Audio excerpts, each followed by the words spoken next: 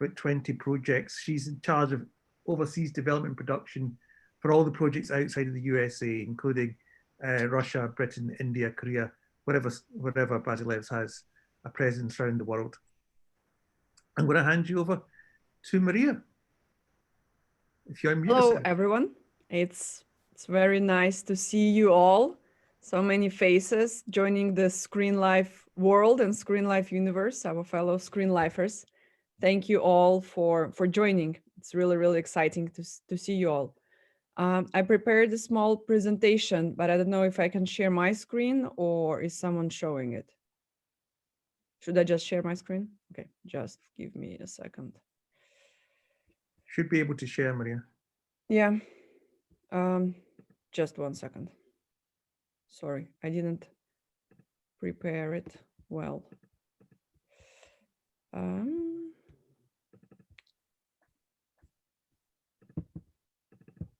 So there were a lot of topics that everyone wanted me to talk about, but I chose to talk a little bit about Screenlife scripts in a way. Can you see my screen now? Yes. Great. How do I do it? Okay. You see it well? Yeah. I don't know how you see it. Okay, so what I'm going to talk to you about today, and I'll try not to waste a lot of your time because the most important thing is pitching, is I'm going to talk about Screenlife rules. You had already several master classes on what is Screenlife, so probably some of the things that I'm going to say will repeat the information you already know. But I just tried to put Screenlife rules as rules a little bit to systemize the knowledge that you have. So rule number 1 is the most important. There are no rules. We are all here creative people, so don't limit your creativity. And there are no rules really to what to do. When we started to do Screenlife movies, the first movie we did was Unfriended. And probably you saw it. Unfriended, after we did Unfriended, we put together a so-called Bible of Screenlife rules. And basically the rules were that all Screenlife films should follow the rules of found footage movies. There should be continuity of time. So all Screenlife films should last just an hour and a half and be in real time. There should be continuity of place. All Screenlife movies were supposed to be in the same building, in the same apartment. And also we thought that Screenlife films should show your screen as is without editing it or cutting it or making any changes to it. But then the searching team came to us, Seth and Anish, and they broke all the rules altogether. And everything they did in searching was completely not how we planned initially to do Screenlife movies. So we are saying that there are rules to Screenlife, but really what's exciting about Screenlife is that each new project brings breaks the rules, extends the limits, and brings creativity. And that's why we're so excited about Screenlife, because in traditional movies, there's so many of them that for everything, there is already a sample of how you can do it. You could see David Lynch movie, Steven Spielberg movie, and be thinking like, I'll do it the same way. But in Screenlife movies, for every new emotion, every character, every scene, you need to be re-envisioning it and creating it from scratch. That's what is so exciting about Screenlife. Rule number 2, that all storytelling rules remain the same. Screenlife movie, it's still a story, it's still a movie. So everything you know about telling stories, about how to keep attention, about how to structure your story, how to build the characters, how to work on dialogues, it's all absolutely the same. Nothing changes. Screenlife, it's still a story that you're telling. To that point, one of the drama rules that we kind of formulated, not created, but maximum desire, minimum chances. Your protagonist has to have maximum desire to achieve it and absolutely minimum chances at the beginning of the film to achieve what he or she desires. That's the rule for good storytelling. Rule number 4, all stories are set on laptop or mobile phone screen, or I guess any other screens that already exist or could appear in the nearest future. I guess that's the only real rule of Screenlife. That's what distinguishes Screenlife format from other formats. That said, usually students ask me a question, what if only 30% of movies Screenlife and everything else is traditional movie? What if it's 50-50? Is it still Screenlife? I usually say that we are not in ice skating, so there are no specific figures that you need to accomplish. It's just a limitation that we created ourselves, again, to boost our creativity, that the whole story needs to be set up on a laptop or mobile phone screen. Maybe Timur told you that originally in Profile movie, there was supposed to be, the last scene of the movie was supposed to be just a traditional of our protagonist sitting at a cafe shop. But when Timur shot it, he deleted from the movie because it was so boring to watch after all the suspense and all the dynamics of the Screenlife universe that he created.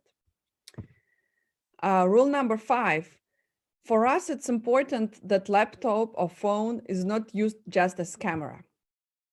For us, Screenlife means the exciting part of Screenlife is watching how someone lives on their screen, how someone is typing a message and then deletes it, how someone is doesn't know whether to press yes or no, whether to answer Skype call or not to answer. For example, I made series this summer in Russia, and the series started with a Google search, how to commit suicide. And this Google search tells you more about the protagonist than anything else that you could show. So for us, the way our protagonists live on screen, what they search, what is the background picture, what are the groups that the protagonist follows on Facebook, etc., is really more important than what's happening outside of the digital world, what's happening in the real world. That's why, for example, again, in Russia and in some other countries as well, during lockdown, there are a lot of series that are basically Zoom calls. For us, rule number 5A, Zoom call is not Screenlife. So if you just would record our session here, it is not a Screenlife movie. It's a video recording of a Zoom call. Zoom call uses computer as a camera. Yes, Zoom calls are now part of our digital life, but usually in Zoom calls, it's more important what's happening outside, like if an alien would attack me right now. But it's not Screenlife in how we formulate what Screenlife is. And to that point, live vlog, when bloggers do live video on TikTok or on Instagram or on Facebook or on YouTube, is also not Screenlife. It could be part of your movie when your protagonist streams live, but the whole stream, it's not Screenlife. Because again, computer or mobile phone is used not as a camera, is used as camera and not as medium to tell your story. Rule number 6, online events are more important than offline events. So it's more important what's happening in my digital world than what's happening outside.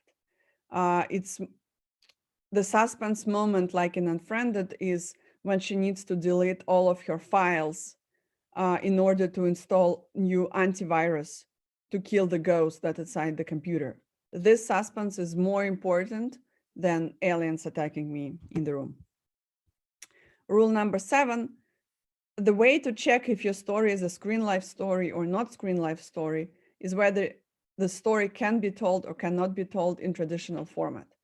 Again, for example, Profile, and I don't know if you had a chance to see the movie, but Profile is a story of a journalist who goes undercover online and talks online to ISIS terrorists to find out how ISIS terrorists seduce the girls to go and fight in Syria.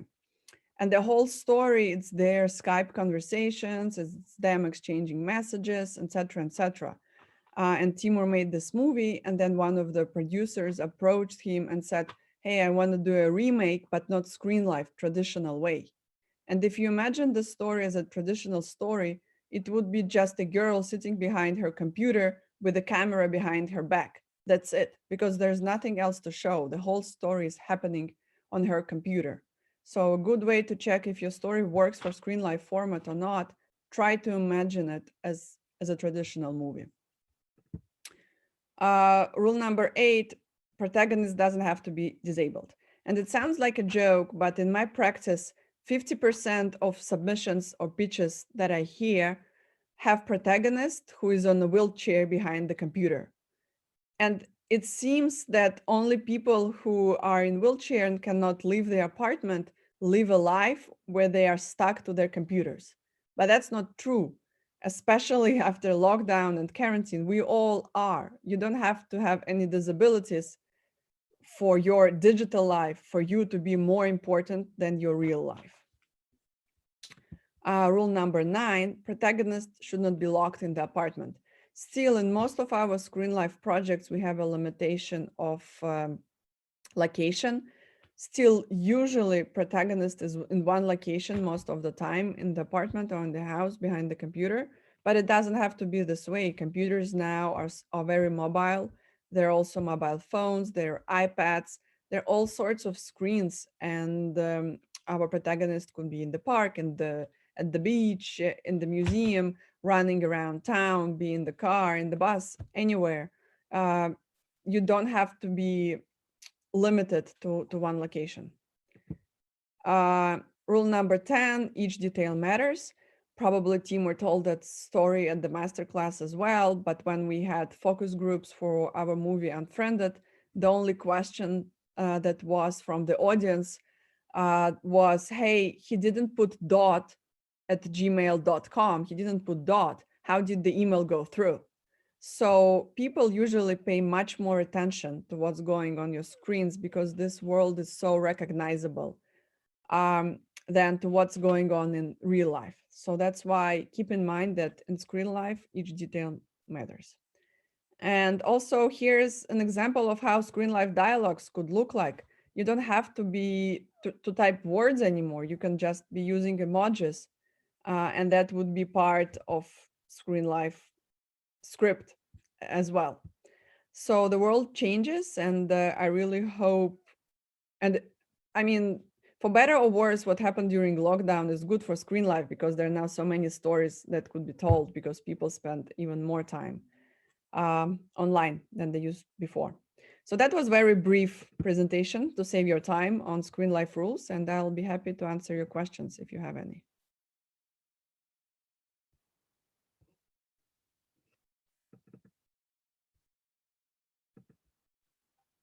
Okay, if you just, yeah, thank you. Just not to share the screen. Right, so with rule number 1, there are no rules. Any thoughts, responses, questions? There was quite a lot of rules that came after that statement. But, excellent, Nick. Go on. But that's cool. I get the intention behind it, which they can all be disrupted if need be. But yeah, there are obviously some anchors into that language that are key. Is my observation.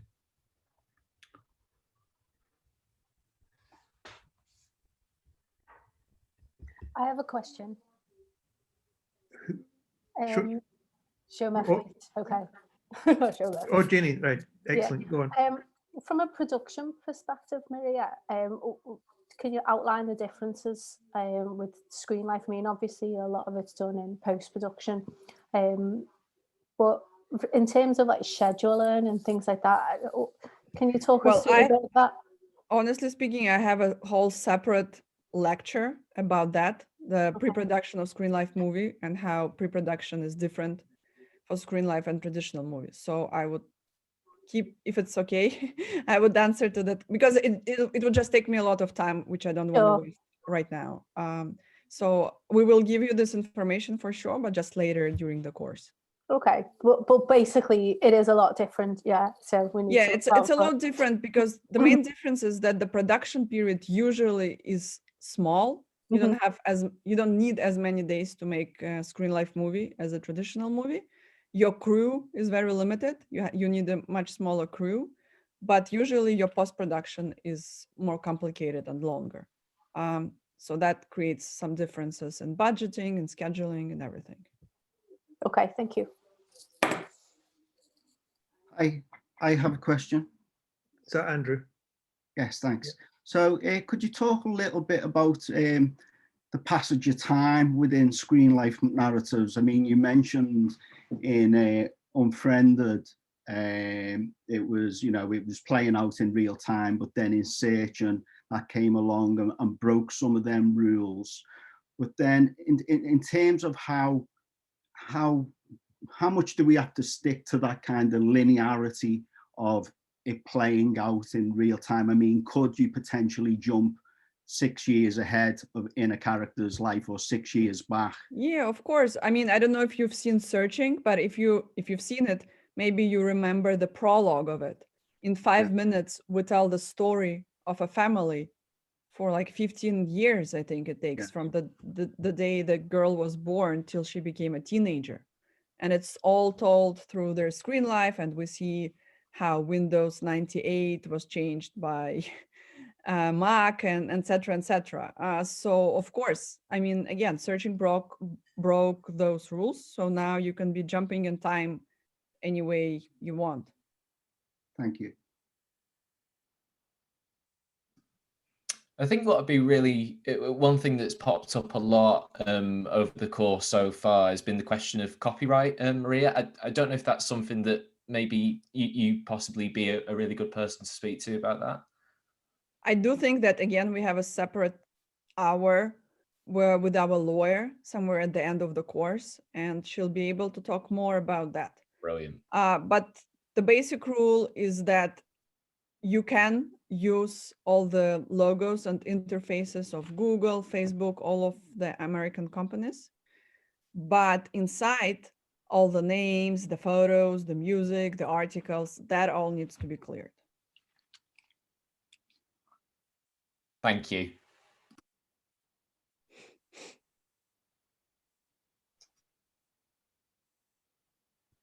Anything else? I wonder if you say a bit more about the rule, the phone is not the camera. Well, what I mean is that, of course, when you do a Screenlife movie, phone is your camera. But what I'm trying to say is that phone is not, you're not making a mobile movie, you know, when phone is used just as a camera. It's important that the phone is the medium where you are telling the story. For example, at the web series Lockdown that Ivan did, who gave you masterclass 2 weeks ago, there is an episode which starts with our protagonist cleaning her phone, where she deletes all of the photos with her ex-boyfriend, she deletes all of his messages, etc., etc. That's part of her Screenlife on the mobile phone. That's part of our life now. When we break up the relationship, that's what we do, delete all the memories from the phone. And even though the next episode is him filming himself on mobile phone, it's still a Screenlife story, because it's important for us what's happening inside their phones, not just inside the apartment. And sometimes it could be completely different things. So the important thing is really what the screen tells you about the inner life of the character, rather than the point of view of the lens itself. Yes, exactly.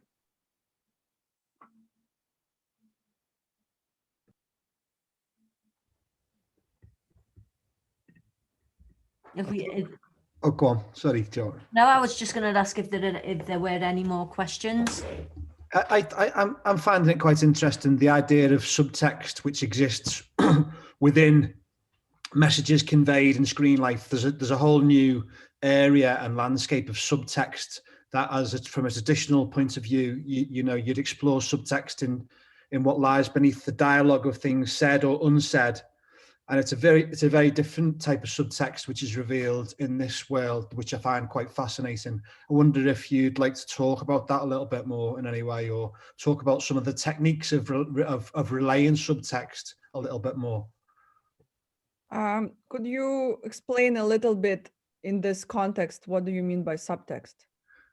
Well, subtext is things that we think that aren't said, but we mean that lie beneath the surface of the dialogue that we're speaking. So if I say, well, this course, you said there are rules, but there are no rules. My subtext is probably, that's a contradiction. So it's that kind of level of stuff which is applied to the screen life. So for example, a ...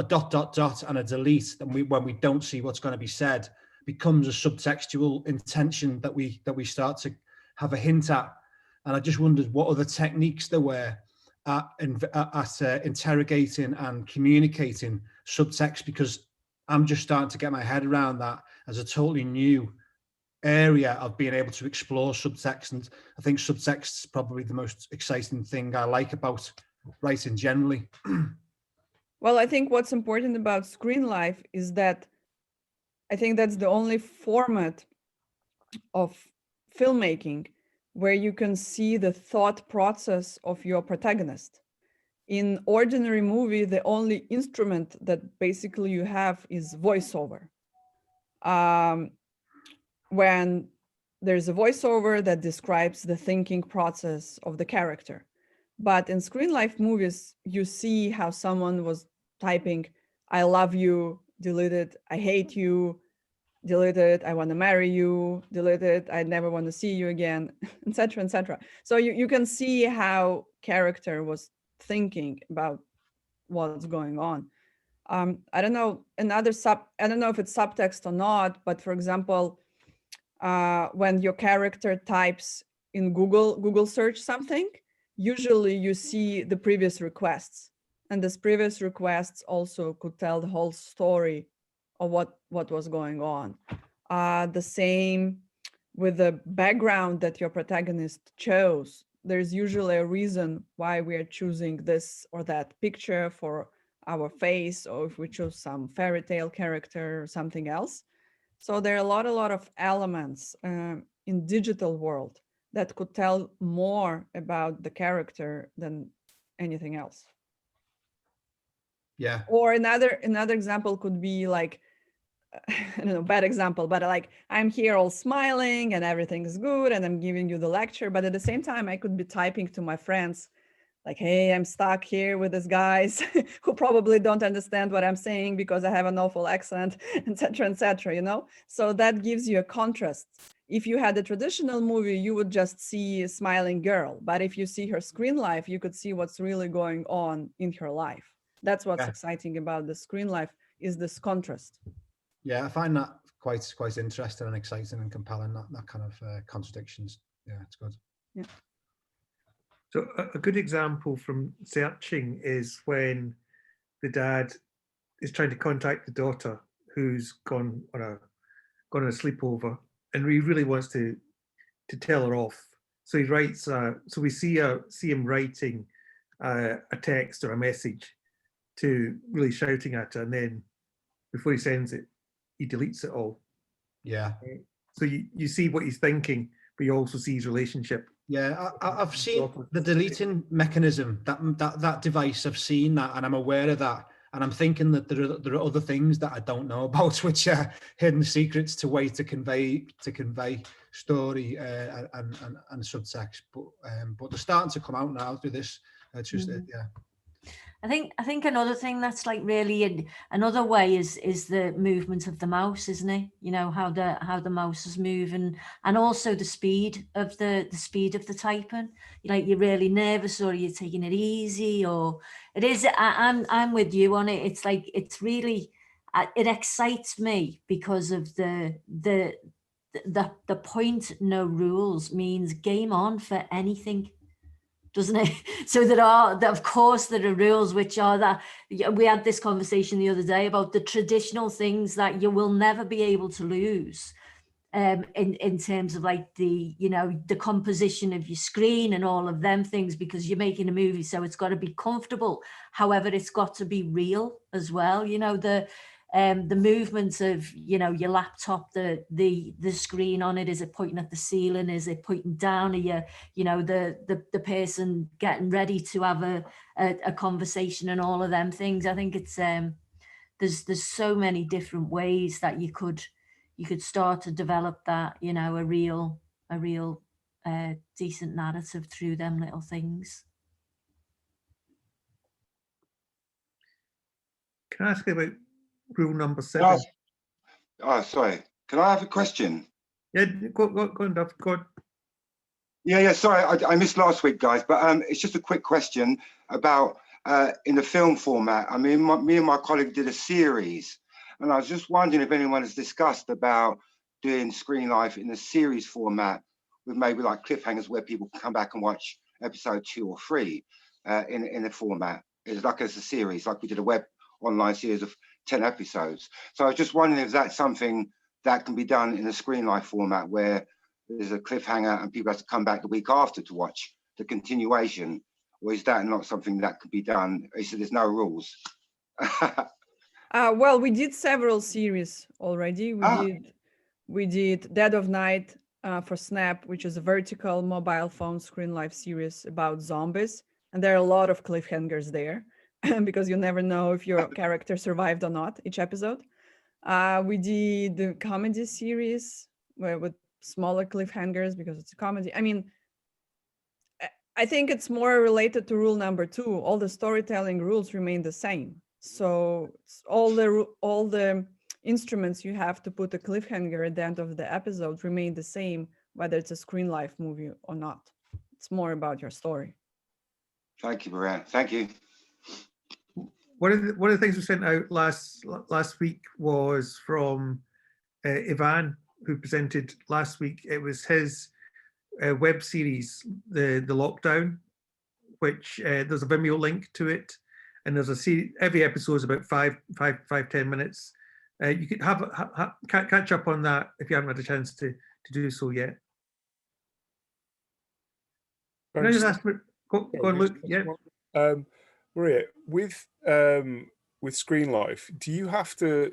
Will your production designer, is that the same? Because ultimately, obviously, everything's happening on screen itself. Would your production designer also be in charge of kind of, to a certain extent, post-production? Because ultimately, they're kind of designing, when you're talking with designing the screen and obviously all the elements that go into that to sort of make the story come to life. Is that where the art director comes in? Do they come in as far as post-production is concerned, or is that a visual effects post? Well, we'll be talking again a little more about it. Well, I'll be talking during pre-production lecture, but I'm sure my colleagues Majd and Adam will be talking about it as well during their lectures on production and producing Screenlife movies. I would say, in my opinion, there should be a new profession that doesn't exist right now, is Screenlife production designer. Because it is very, very important on how you design the screen. And actually, in many ways, good Screenlife movie is different from a bad Screenlife movie, just visually on how the design works. It's almost in reality, there's no such person, unfortunately. And in each case, there are different people who do it. In Unfriended, Leo Gabriadze, who is the director of Unfriended, he is himself professional designer. That's his main profession. So he designed the whole look of the movie, and it looked great. On Profile, the movie that Timur directed, the production design was in hands of Olga Kharina, who was the writer and producer of the movie. And she chose very carefully all the backgrounds, pictures, all the icons, all the avatars, like everything. On some of our movies, the production designer are the editors, basically, and we trust their taste. Sometimes it's the director. So it's really different right now. It's in my experience, it never was the production designer of the movie itself who also was the production designer of the screen world. It's usually different people. But I think in ideal world, it either should be the same person, because the way the interior of the character looks should coincide with how the digital world looks like. But in even more ideal world, I think there should be a separate profession for that, someone who would do production design and also props, because in normally props, it's props master, right? It's someone who brings you the phones, I don't know, the glasses, the food, everything that you see in the movie. But in Screenlife movies, there are a lot of props. You need to feel the frame. You need to feel the frame with photos, with quotes, with news articles, with logos, with whatever. And it's really a separate profession. Right now, mostly editors are doing it, but most of the editors don't want to do it because that's not part of their experience and of their expertise. So again, ideally, there should be a virtual props master, someone like that for Screenlife movies. Thank you. Any other questions? Yeah, I'd just like to come in on that one, because that's a really good point that Maria's just made. And the whole purpose of us doing this Screenlife Accelerator course as a boot camp is about identifying the jobs of the future, because it is even though it's built on the foundations of traditional filmmaking, there's an awful lot of difference about how you produce, and jobs are changing as well. You know, like if you think about the everything's a little bit smaller. However, the post stuff is much bigger. So it still takes the same, you know, the workforce is still pretty intense and big, but it's sort of flipped it on its head. So where it used to be like the production days, you'd have, you know, 3 weeks booked. Now with this, you'd have 3 days, and the other 3 weeks would be in that post and developing all of the art and everything else. So it's a really good question, and it's a good point for us to think about as that cohort, as what's coming, what do we need to prepare for in the world of, you know, the future world of jobs. Can I sneak in one last question to kind of wind this part up of tonight before we go on to the pitches, and ask about rule number 7, which is the story can't be told in a traditional format. And I just wanted to ask Maria about Romeo and Juliet as the source for the next Screenlife movie, #J, and what the kind of issues you had, challenges you had around imagining that traditional source material for telling it in a Screenlife movie. Well, I think with this one, the only reason we did it is because teenagers today don't live without their phones. I cannot imagine two teenagers who are in love and who have love only offline and don't exchange text messages, don't have Zoom calls, don't post music on their phone, on their Facebook. I don't know. There's so many elements of digital romance right now that I cannot imagine telling a love story, even if it's not Romeo and Juliet, telling any love story about teenagers today without showing their screen life. So that's the only reason why we did Romeo and Juliet as a screen life story, because that's a story that now cannot be imagined without phones of the characters. So if you're using a kind of source material like that, the point of it would be to always then retell that story through screens rather than trying to fit a traditional story into a Screenlife format. Yeah. Very good. Right. Thank you for that. Thank you. Can I just come in on that one as well? Because there's another just the way that the world is progressing. Actually, you're going to get to a point where you won't be able to tell a story without the use of your screen life. If you think about try and tell the story is a great way of trying to fit a screen life story into a traditional story. Tell the story about Trump. Donald Trump, right, started. Are you still there? Can you still hear me? Because it looks like everybody's gone and Well, we frozen. can hear you but- well. Okay, so telling the story about Trump would just be impossible without Twitter. And the rise and fall. So I think that's another really good example of not being able to tell stories, or stories coming across as a little bit retro if you don't use the Screenlife format to tell them. Thanks for that, Joe. Right, we are right. So it's now 5:45. So what I'm suggesting is we pause a little bit earlier than we normally would at this stage to give us as much time as possible on our pitches after the break. So can I suggest we come back in 10 minutes time at 5:45, and we'll get on with our pitching. And first, Karen, who's first up on the The first one is Paul Jensen. Paul Jensen. Yeah, I'm here. Sorry, I was on mute. Yeah, I'm ready. Yeah, thank you. Right, brilliant. Okay, make yourselves a cup of tea. See you all in 10 minutes. Okay, thank you. Right.